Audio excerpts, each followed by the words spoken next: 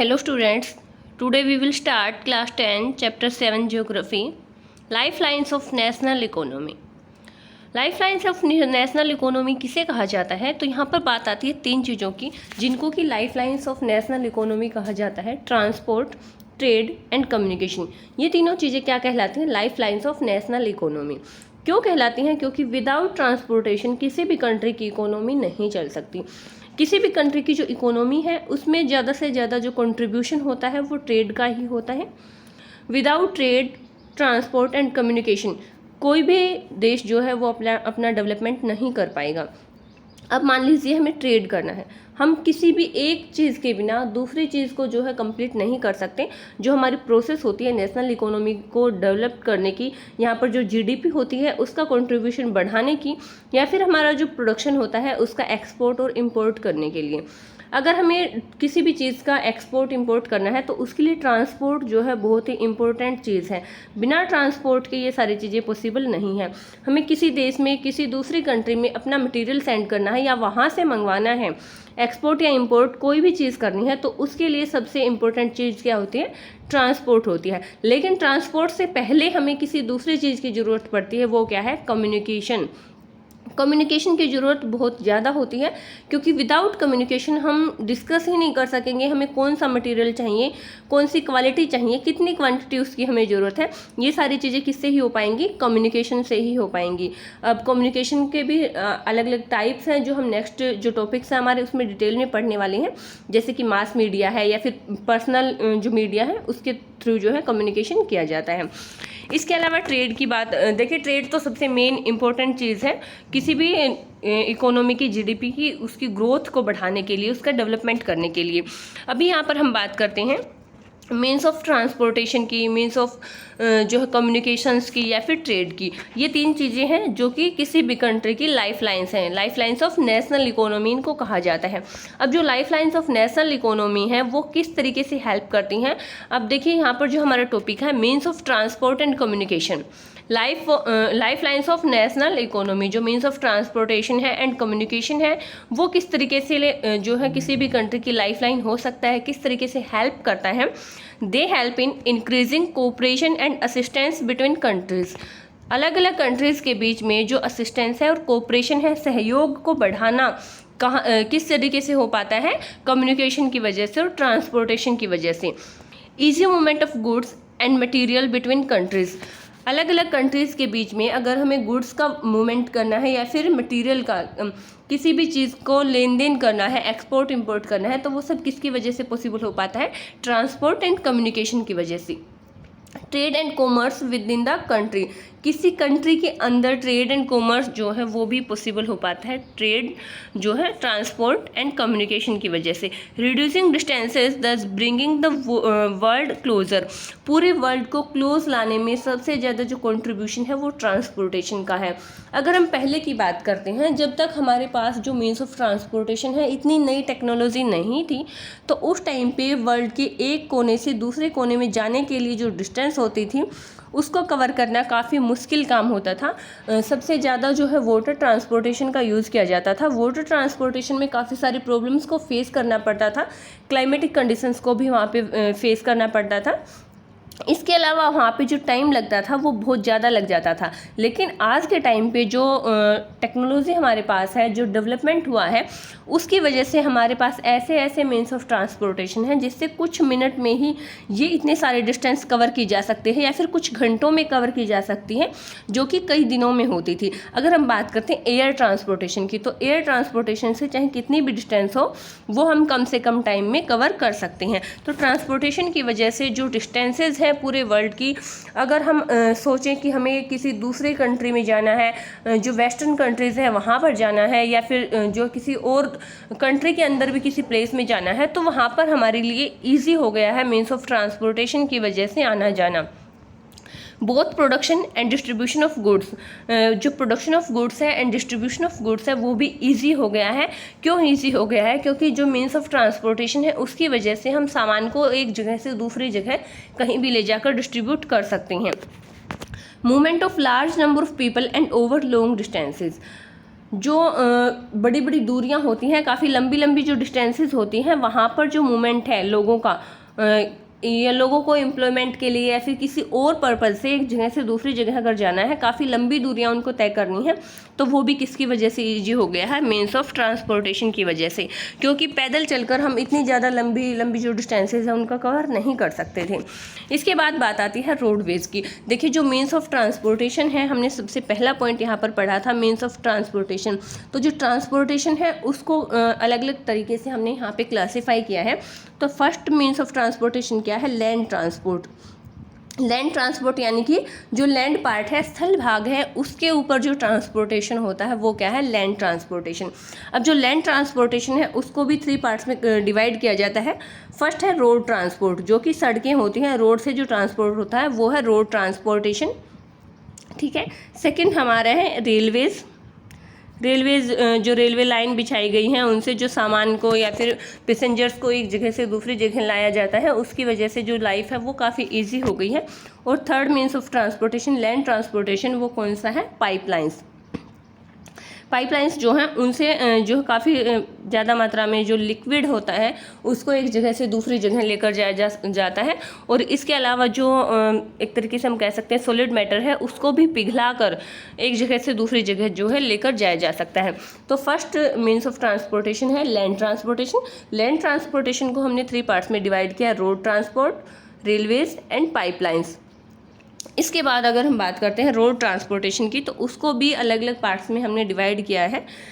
और land transportation के अलावा जो सेकंड मीन्स ऑफ ट्रांसपोर्टेशन है वो है वाटर ट्रांसपोर्टेशन, ठीक है। जो वाटर ट्रांसपोर्टेशन है उसको भी 2 पार्ट्स में डिवाइड किया गया है, inland water transportation and overseas. Inland जो होता है, जो रिवर्स वगैरह के द्वारा किया जाता है, जैसे कि गंगा और ब्रह्मपुत्रा रिवर है, उनके बीच में जो ट्रांसपोर्टेशन सिस्टम है वो कौन सा है? वो होता है आपका इनलैंड ट्रांसपोर्टेशन, ठीक है, इनलैंड।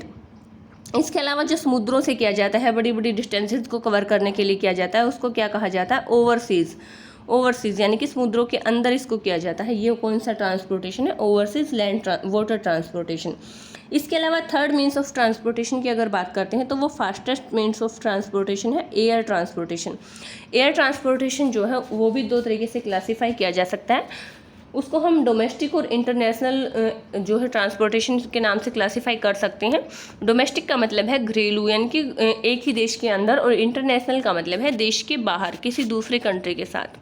अब यहाँ पर पढ़ने वाले हैं हम importance of road transportation. Roadways जो है उसका क्या इम्पोर्टेंस है, रेलवेज़ की कंपेरिजन में हम उसका इम्पोर्टेंस पढ़ने वाले हैं। फर्स्ट क्या है? Construction cost of road. Construction cost of road is much lower than that of railway lines. जो पैसा हम रेलवे लाइन बिछाने में खर्च करते हैं उससे बहुत ज़्यादा कम पैसा हमें खर्च करना पड़ता है रोड्स को, कंस्ट्रक्शन जो रोड की होती है उसको करने में। Roads can traverse comparatively more dissected and undulating topography. जो रोड्स होते हैं वो इस तरीके की कोई टोपोग्राफी है जिस तरीके से हम वहाँ पर रेलवे लाइन नहीं बिछा सकते, तो वहाँ पर इजी है रोड ट्रांसपोर्टेशन। मान लीजिए कोई हिली रीजन है, कोई ऐसा पहाड़ी जो रास्ता होता है, वहाँ पर रोड ट्रांसपोर्टेशन काफ़ी मुश्किल हो जो है रेलवे ट्रांसपोर्टेशन काफ़ी मुश्किल हो जाता है। इस तरीके की पहाड़ियाँ हैं, इस तरीके की कोई टोपोग्राफी है, वहाँ पर जो है रेलवे लाइन बिछाना हमारे लिए काफ़ी मुश्किल काम होता है अगर हम यहाँ पर रेलवे लाइन बिछाने की कोशिश करें। इसकी कंपेरिजन में जो रोड ट्रांसपोर्टेशन है वो किसी भी तरीके की टोपोग्राफी पे, यानी कि कोई भी स्थलाकृति वहाँ पर है उस पर ईजी है। क्या ईजी है? Road transportation.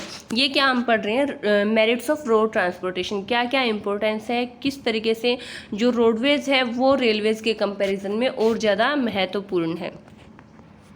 इसके अलावा जो हम रोड ट्रांसपोर्टेशन की अगर बात करें तो रोड ट्रांसपोर्टेशन जो है वो रेलवे ट्रांसपोर्टेशन के कंपैरिजन में जो माउंटेन स्लोप्स होती हैं, जैसे कि अभी हमने पढ़ा था अनडेवलपिंग जो टोपोग्राफी है उसका एक एग्जांपल पढ़ा था, इस तरीके की टोपोग्राफी जहाँ पर रेलवेज लाइन बिछाना जो पॉसिबल नहीं है, जैसे कोई वाटर बॉडीज़ है उनको क्रॉस करना है, या फिर जो इस तरीके की पार्ट्स हैं जैसे कि प्लेटू रीजन है, माउंटेन रीजन है, या फिर इस तरीके की कोई भी स्लोप है, वहाँ से जो है रोड ट्रांसपोर्टेशन को हम पॉसिबल कर सकते हैं। लेकिन रेलवे ट्रांसपोर्टेशन में काफ़ी प्रॉब्लम्स वहाँ पर आती हैं।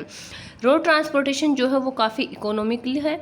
इकोनॉमिकल का मतलब है कि वो जो है हमारे अगर इकोनॉमिक कंडीशन जो है उसकी दृष्टि से अगर देखें तो वहाँ पर क्या है कि बहुत सारे पैसे जो लोग ऐसे होते हैं जिनके पास पैसे नहीं हैं, तो ये एक चीप जो है ट्रांसपोर्टेशन है। हालांकि रेलवेज़ भी एक काफ़ी चीप मोड ऑफ ट्रांसपोर्टेशन है। अगर हम बात करते हैं कि जो है ज़्यादा पैसा जहाँ पर लगता है वो सिर्फ एयरवेज़ ही है। इसके अलावा जो रोड ट्रांसपोर्टेशन है और रेलवे ट्रांसपोर्टेशन है वो काफ़ी सस्ता होता है।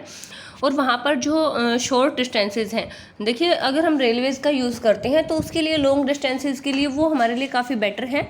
लेकिन अगर शॉर्ट डिस्टेंसेस के लिए हमें यूज़ करना है कोई भी मोड ऑफ ट्रांसपोर्टेशन, तो वो कौन सा बेटर रहेगा? Road transportation.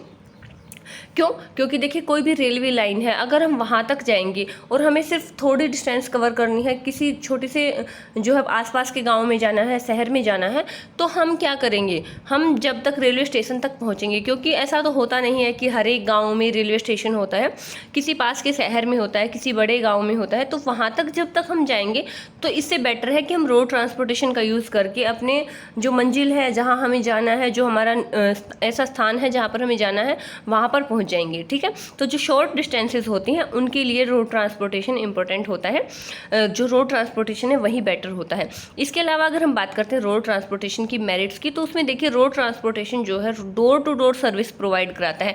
Door to door service provide कराने का मतलब क्या है कि देखिए रेलवे ट्रांसपोर्टेशन है, हमें मान लीजिए यहाँ से दिल्ली जाना है, मुंबई जाना है, तो हम रेलवे ट्रांसपोर्टेशन का अगर यूज़ करते हैं तो उससे पहले हमें किसका यूज़ करना पड़ता है?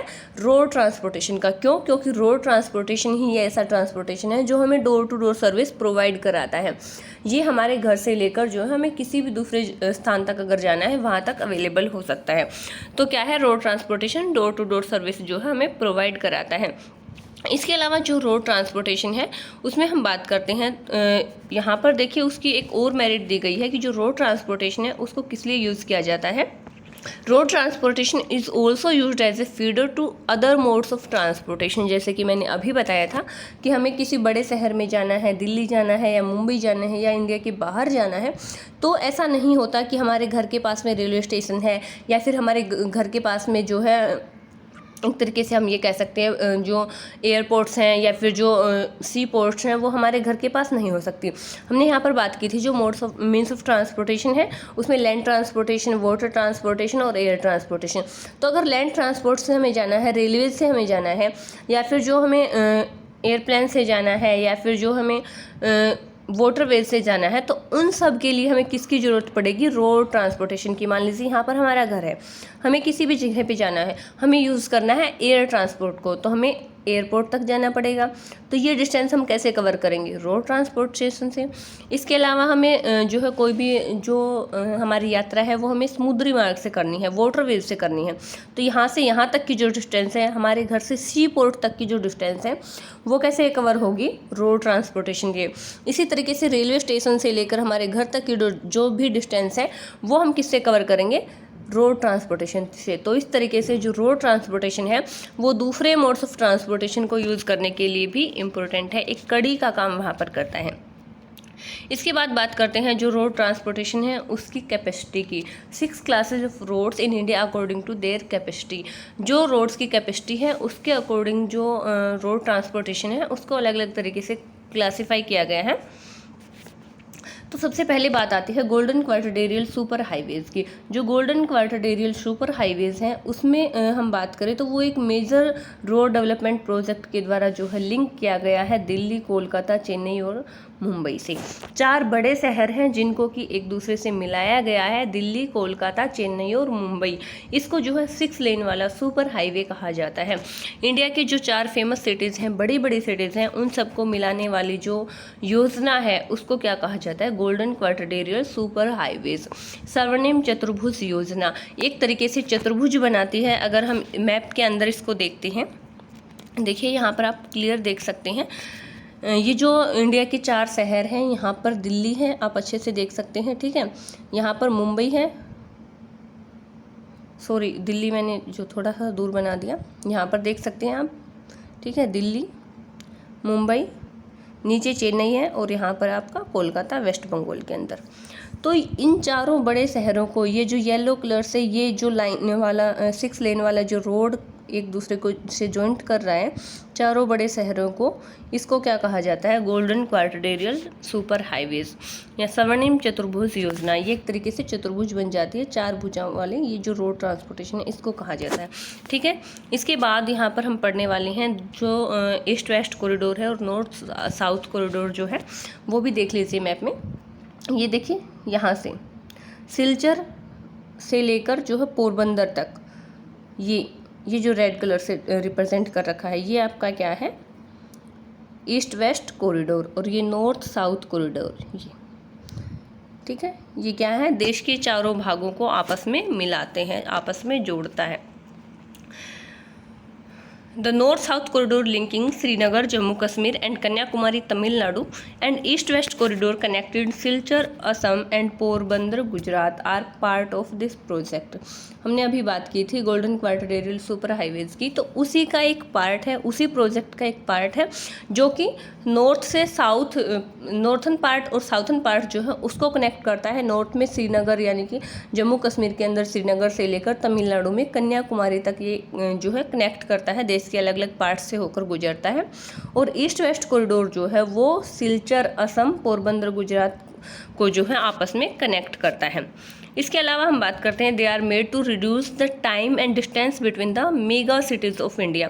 इंडिया की जो मेगा सिटीज़ हैं जिनकी हमने अभी बात की थी, दिल्ली, मुंबई, चेन्नई, कोलकाता, और उसके अलावा अदर जो फेमस प्लेसेस हैं उन सब को मिलाने के लिए जो है ये बनाई गई थी, ताकि कम डिस्टेंस जो उसकी डिस्टेंसेज जो है वो कम हो जाए, यानी कि कम टाइम में हम उस ज़्यादा डिस्टेंस को कवर कर सकें।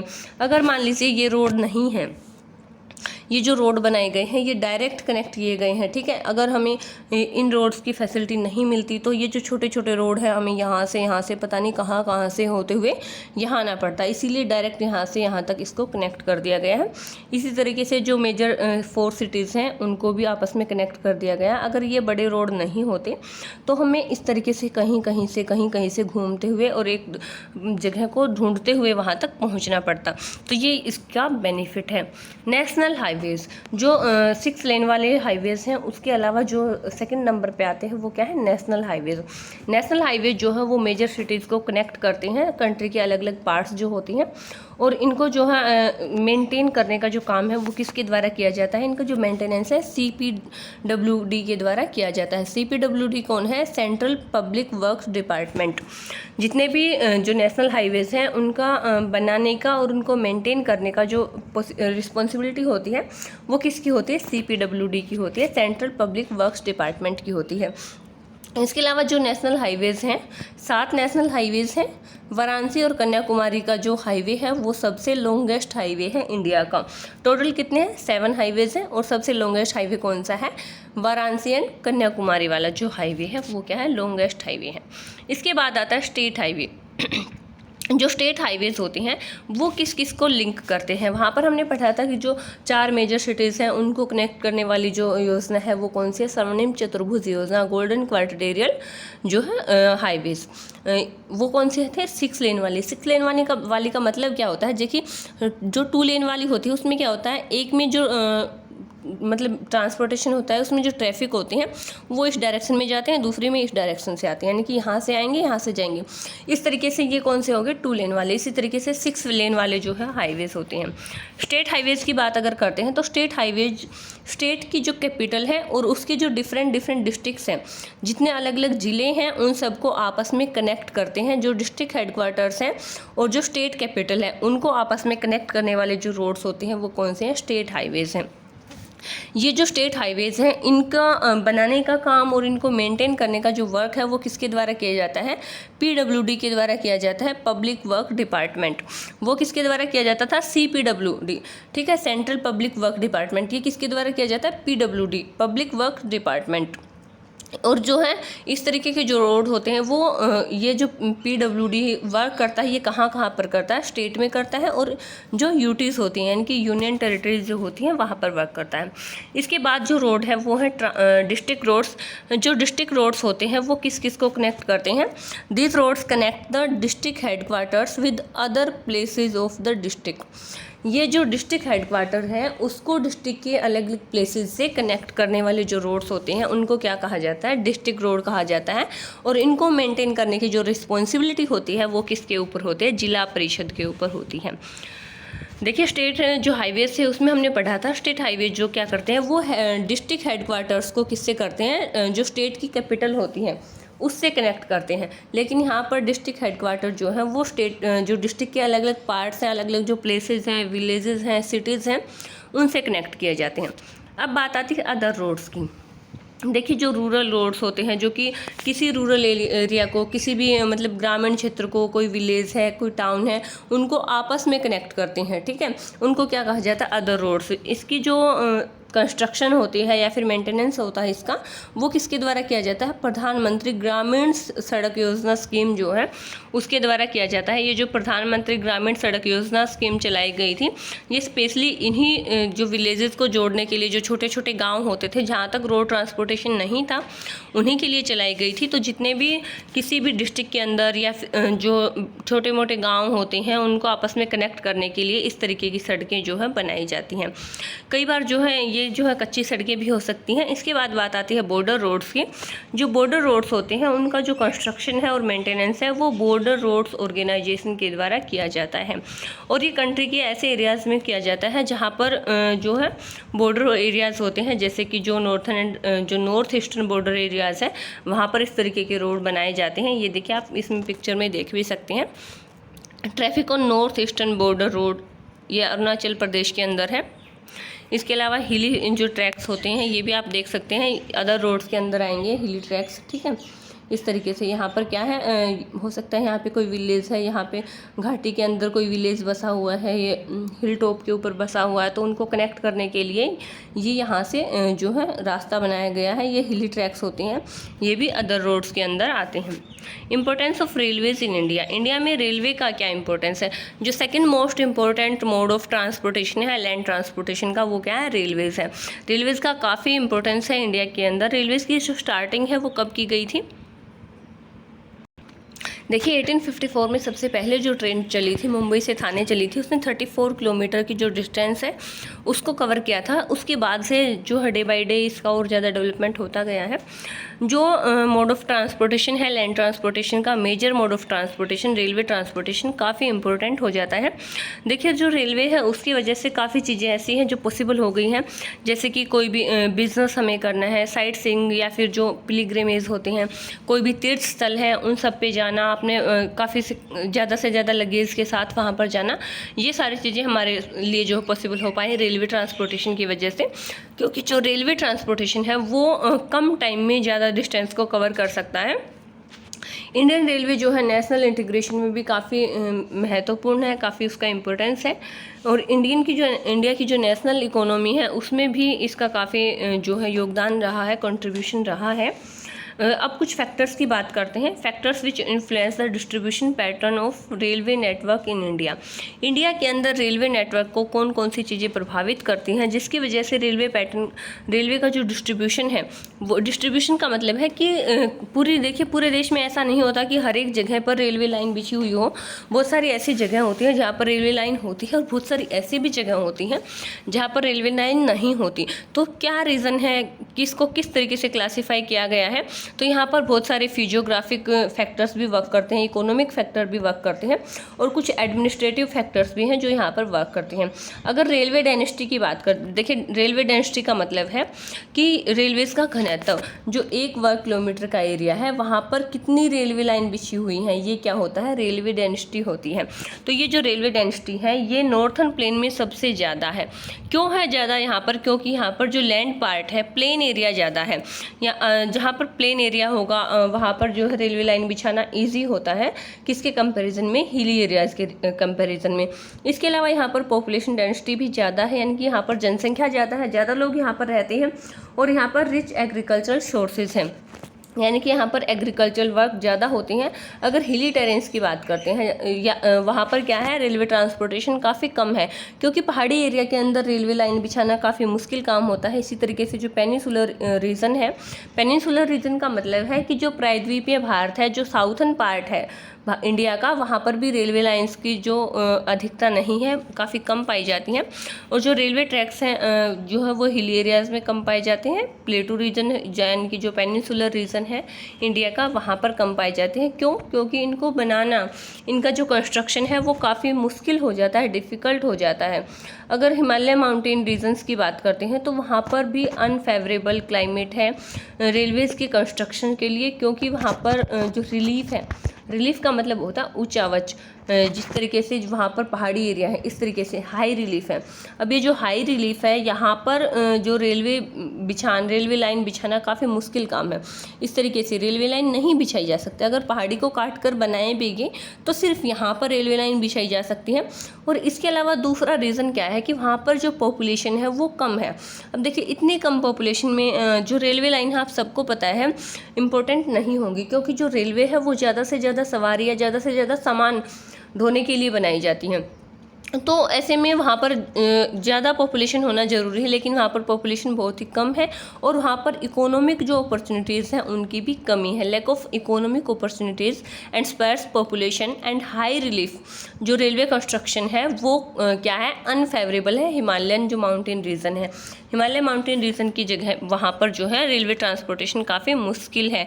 और इसके अलावा अगर बात करते हैं सैंडी जो प्लेन होती हैं, जैसे कि वेस्टर्न राजस्थान है, स्वाम्स ऑफ गुजरात है, forested tracks of Madhya Pradesh है, छत्तीसगढ़ है, उड़ीसा और झारखंड है, इस तरीके की जो एरियाज़ है वहाँ पर भी रेलवे लाइन बिछाना काफ़ी मुश्किल काम होता है। देखिए, जो सैंडी प्लेन होते हैं, बालू जो रेत होता है, वहाँ पर अगर रेलवे ट्रैक बिछा दिए जाएँ तो वो वहाँ पर नहीं रुक पाएंगे, उनकी पकड़ वहाँ पर इतनी मजबूत नहीं हो पाती। ठीक है, इस तरीके से जो गुजरात है या फिर जो फॉरेस्टेड रीजन है मध्य प्रदेश का, देखिए जहाँ पर घने जंगल होते हैं वहाँ पर भी रेलवे लाइन बिछाना काफ़ी मुश्किल काम होता है।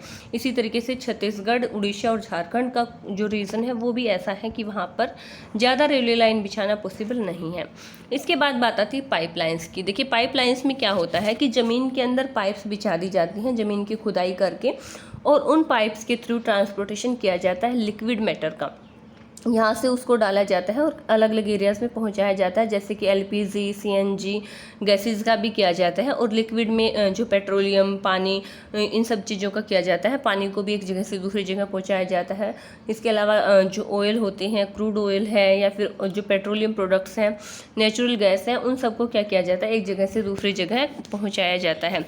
अगर हम पास्ट की बात करते हैं, पास्ट में क्या था, सिर्फ जो लिक्विड मैटर होता था या फिर गैसेज होती थी उन्हीं का ट्रांसपोर्टेशन पाइपलाइंस के थ्रू किया जाता था। लेकिन आज की अगर हम बात करते हैं तो बहुत सारी चीज़ों को ट्रांसपोर्ट करने के लिए यूज़ किया जाने लगा है, जैसे कि अभी मैंने बताया था क्रूड ऑयल है, कच्चा तेल जो है, या फिर जो पेट्रोलियम प्रोडक्ट्स हैं, नेचुरल गैस है, या फिर और जो ऑयल्स हैं, उन सब का जो है एक जगह से दूसरी जगह ट्रांसपोर्टेशन किया जाता है।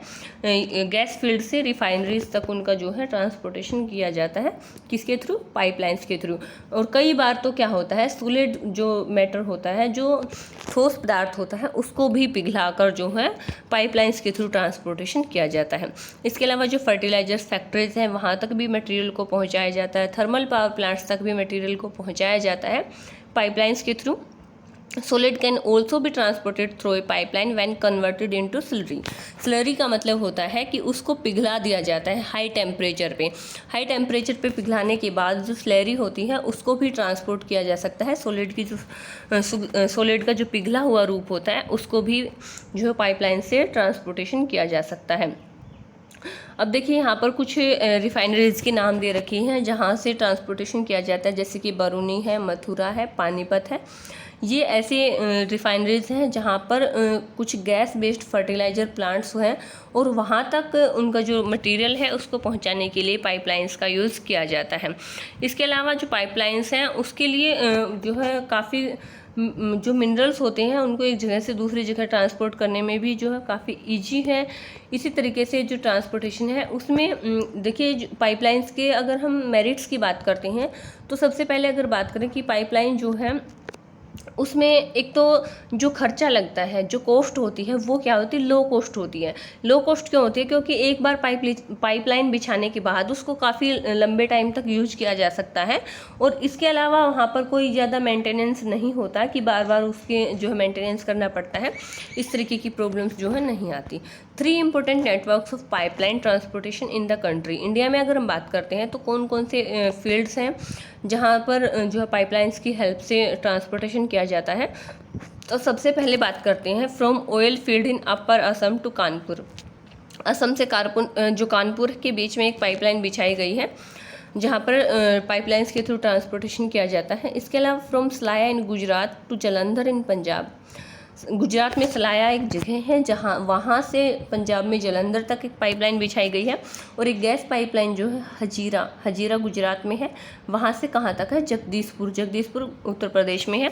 इन जगहों को मिलाने वाली एक पाइपलाइन जो है देश में बिछाई गई है। इंपॉर्टेंस ऑफ वाटर ट्रांसपोर्टेशन, ये जो पाइपलाइंस है इनको हम मैप में भी देखेंगे लास्ट में। Importance of water transportation. Water transportation are the cheapest means of transportation. सबसे सस्ता जो है साधन है ट्रांसपोर्टेशन का वाटर ट्रांसपोर्टेशन। यहाँ पर ज़्यादा खर्चा नहीं लगता और जो है ये जो हैवी गुड्स होती हैं, बल्कि गुड्स होती हैं, जो भारी वस्तुएं होती हैं, उनके लिए भी मोस्ट स्टेबल है, काफ़ी स्टेबल है, उनको आसानी से लेकर जाया जा सकता है। और ये हम क्या पढ़ रहे हैं, जो है मेरिट पढ़ रहे हैं, जो वाटर ट्रांसपोर्टेशन है उसकी क्या क्या अच्छाइयाँ हैं। इसके अलावा यहाँ पर जो फ्यूल होता है वो इस तरीके का होता है कि ये एनवायरनमेंट फ्रेंडली मोड है, यानी कि यहाँ पर कोई पोल्यूशन नहीं होता। अब कुछ नेशनल वाटरवेज की बात करते हैं। सबसे पहले Ganga river between Allahabad and Haldia. Ganga river में जो है इलाहाबाद और हल्दिया के बीच में जो वाटरवेज है 1620 किलोमीटर का, इसको नेशनल वाटरवेज नंबर 1 कहा जाता है। NW नंबर 1 किसको कहा जाता है? जो गंगा रिवर के अंदर है, इलाहाबाद से हल्दिया के बीच में। सेकंड है ब्रह्मपुत्रा रिवर में सादिया से धुबरी के बीच में 891 किलोमीटर का है, इसको क्या कहा जाता है? National waterways number 2।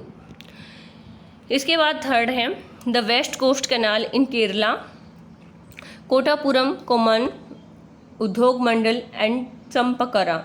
ये एक कैनाल का नाम है जो कि 205 किलोमीटर की डिस्टेंस को कवर करती है। इसको नेशनल वाटरवेज नंबर 3 के नाम से जाना जाता है। इसके बाद बात आती है कुछ मेजर सी पोर्ट्स की। कौन कौन सी सी पोर्ट्स है? समुद्री बंदरगाहें हैं जहाँ से सामान को एक जगह से दूसरी जगह ट्रांसपोर्टेड किया जाता है। तो फर्स्ट यहाँ पर आती है कांडला।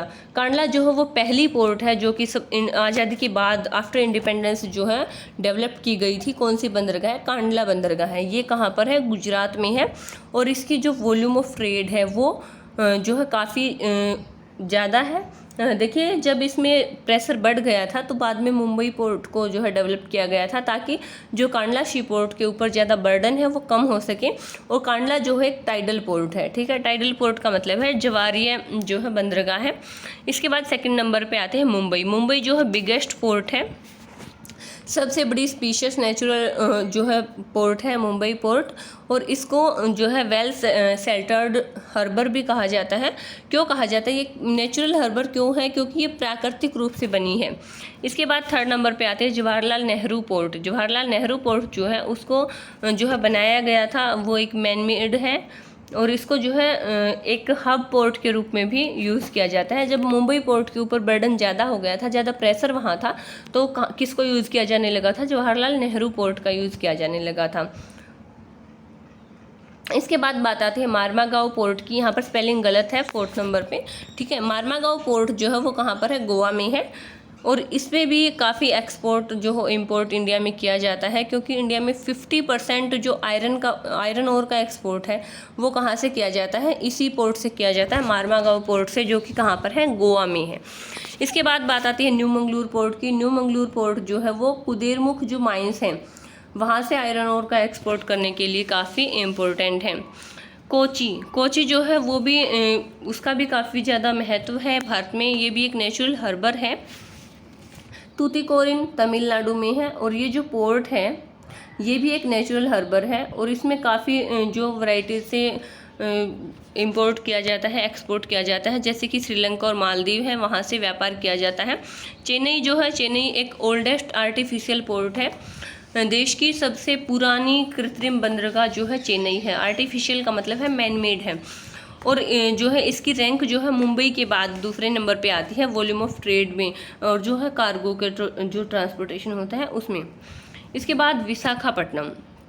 विशाखापट्टनम जो है डीपेस्ट लैंड लॉक्ड पोर्ट है, बंदरगाह है, वेल प्रोटेक्टेड पोर्ट है। देखिए डीपेस्ट मतलब सबसे गहरी है, लैंड लॉक्ड है। लैंड लॉक्ड का मतलब है कि ये इसके चारों तरफ जो है चारों तरफ नहीं कह सकते, तीन साइड जो है ज़मीन है, तो ये एक लैंड लॉक्ड पोर्ट है और जो है काफ़ी डेवलप्ड है। और इससे क्या किया जाता है, आयरन ओर का एक्सपोर्ट जो है इंडिया से किया जाता है। इसके बाद 10th नंबर पे पारादीप पोर्ट। पारादीप पोर्ट जो है उड़ीसा में है और इससे भी आयरन ओर का एक्सपोर्ट किया जाता है। 11th नंबर पे है कोलकाता पोर्ट, जो कि वेस्ट बंगाल में है। ये एक इनलैंड रिवराइन पोर्ट है और ये जो पोर्ट है इसमें गंगा ब्रह्मपुत्रा बेसिन जो है वहाँ पर एक हिंटरलैंड के रूप में वर्क करती है और ये भी एक टाइडल पोर्ट है। और इसके लिए जो है काफ़ी यहाँ पर जो हुगली रिवर है, यहाँ पर हुगली रिवर जो है ये बाई मिस्टेक लिखा गया है, ये क्या है, हुगली रिवर है, ठीक है। हुगली रिवर से भी जो है यहाँ पर ट्रांसपोर्टेशन किया जाता है। हल्दिया पोर्ट है। हल्दिया पोर्ट जो है एक सब्सिडियरी पोर्ट है। इसमें देखिए जब कोलकाता पोर्ट के ऊपर ज़्यादा प्रेशर बढ़ गया था, वहाँ पर ज़्यादा एक्सपोर्ट इंपोर्ट किया जाता था, तो उसी को कम करने के लिए जो है इसको विकसित किया गया था, हल्दिया पोर्ट को डेवलप किया गया था।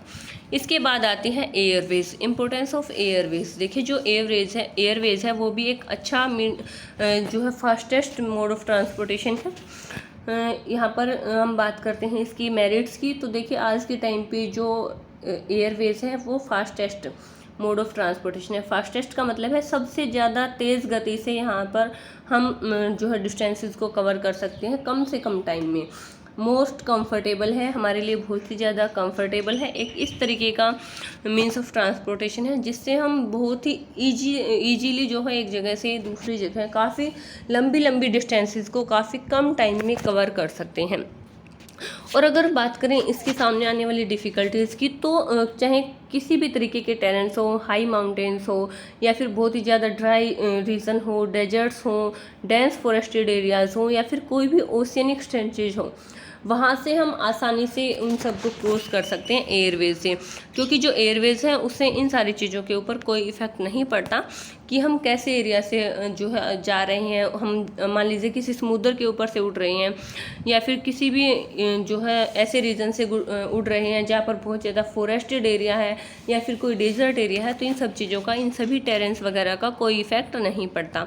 कोई बड़ी जो नदी है उसको क्रॉस करना है तो ऐसा नहीं है कि हमें जो है देखना पड़ेगा कि हम क्रॉस कर पाएंगे नहीं कर पाएंगे, नहीं। एयरवेज जो है एक इस तरीके का जो मोड ऑफ ट्रांसपोर्टेशन है जिसमें ये सारी चीज़ें कोई भी मायने नहीं रखती। इसके बाद बात आती है कम्युनिकेशन की। जो कम्युनिकेशन है उसको हम 2 टाइप से क्लासीफाई कर सकते हैं। एक है पर्सनल कम्युनिकेशन जिसमें कि लेटर, ईमेल और टेलीफोन ये सारी चीज़ें आती हैं। दूसरा है मास कम्युनिकेशन। मास कम्युनिकेशन का मतलब है जो पर्सनल लेवल पर ना होकर बड़े लेवल पर होता है। सभी लोगों को एक ही साथ एक ही बार में जो न्यूज़ वगैरह होती हैं या फिर जो भी इंफॉर्मेशन होती है वो मिल जाती है, जैसे कि टेलीविज़न है, रेडियो है, प्रेस है, फिल्म्स हैं।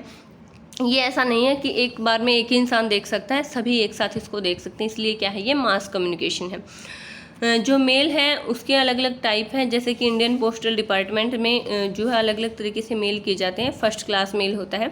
जो फर्स्ट क्लास मेल होता है उसमें कार्ड्स और एनवलप्स होते हैं, ठीक है। ये जो कार्ड्स और एनवलप्स होते हैं इनको लैंड ट्रांसपोर्टेशन से या फिर एयर ट्रांसपोर्टेशन से एक जगह से दूसरी जगह पहुंचाया जाता है। सेकंड क्लास मेल जो होते हैं इसमें क्या होते हैं, बुक पैकेट्स होते हैं, रजिस्टर्ड्स न्यूज़पेपर्स होते हैं, ठीक है। इनको क्या किया जाता है, एक जगह से दूसरी जगह या तो लैंड ट्रांसपोर्टेशन से या फिर वाटर ट्रांसपोर्टेशन से एक जगह से दूसरी जगह पार्सल किया जाता है। Importance of mass communication. Mass communication का क्या इंपॉर्टेंस है, क्यों ज़रूरी है, तो सबसे पहले क्या है, entertainment.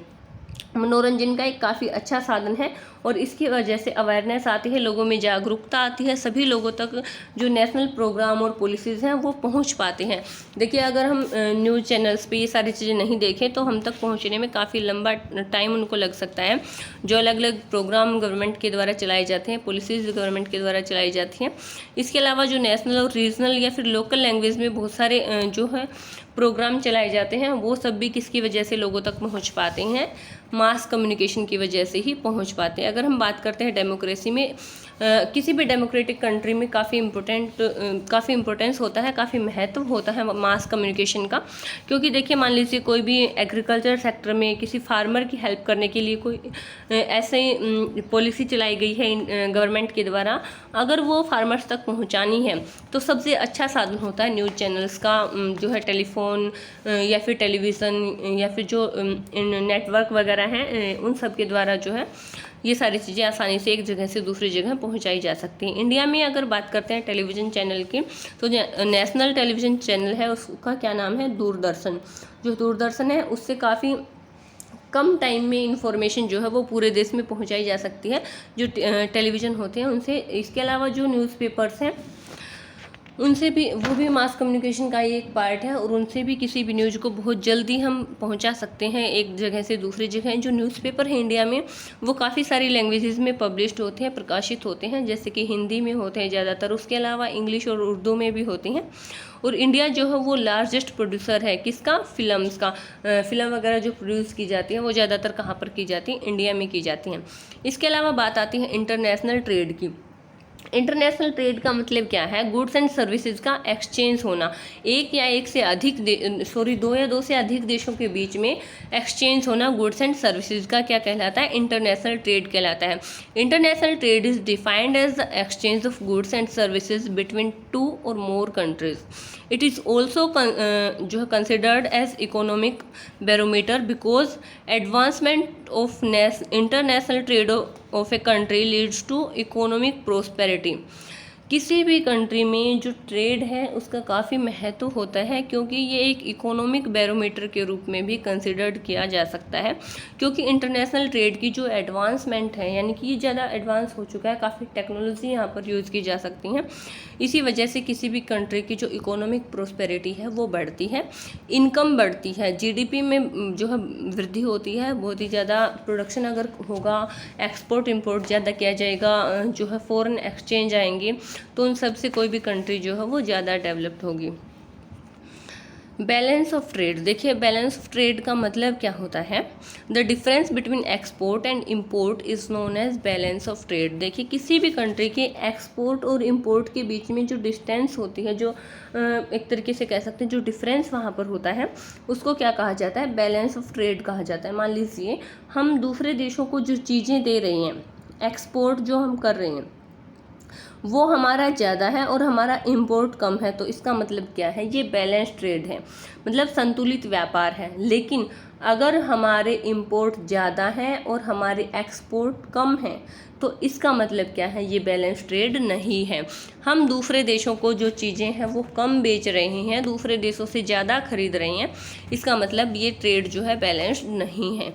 If the value of exports is more than the value of import, it is called favorable balance of trade. And if the value of imports is greater than the value of exports, it is known as unfavorable balance of trade. जैसा कि मैंने अभी बताया कि अगर हमारे export ज़्यादा है इंपोर्ट के कंपैरिजन में, तो इसको क्या कहा जाएगा, इसका मतलब क्या है कि ये सही है हमारे लिए। क्यों? क्योंकि हम इंपोर्ट्स यानी कि दूसरे देशों से सामान कम ले रहे हैं, अपना सामान ज़्यादा दे रहे हैं, इसका मतलब हमें ज़्यादा प्रॉफिट हो रहा है। तो ये क्या है, एक बैलेंस ट्रेड है। किसी भी कंट्री के इकोनॉमिक डेवलपमेंट के लिए ज़रूरी है कि उनका जो बैलेंस है, ट्रेड बैलेंस है, वो बना रहे, फेवरेबल होना चाहिए। अगर वो फेवरेबल नहीं है तो वो क्या होगा, डोमेस्टिक इकोनॉमी के लिए हार्मफुल होगा, नुकसानदायक होगा।